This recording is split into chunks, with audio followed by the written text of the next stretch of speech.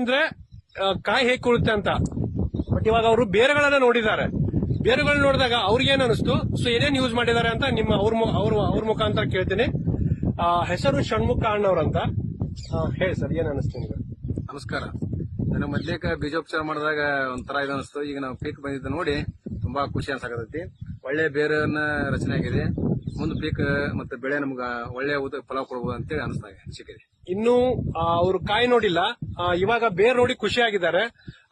ಚುಚ್ಚಿಗೆ ಅಂತ ಕರಿತೀವಲ್ಲ, ಸೊ ಬೇರ್ನ ಅದು ತನ್ನ ಒಂದು ಚುಚ್ಚಿಗೆ ಚುಚ್ಚೋದ್ರಲ್ಲಿ ಸಂಪೂರ್ಣವಾಗಿ ಅವರು ನೋಡಿ ಖುಷಿ ಪಟ್ಟಿದ್ದಾರೆ.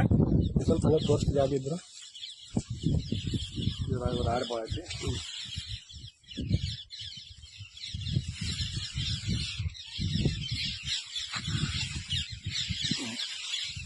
ನೋಡ್ಬೋದು ನೀವು.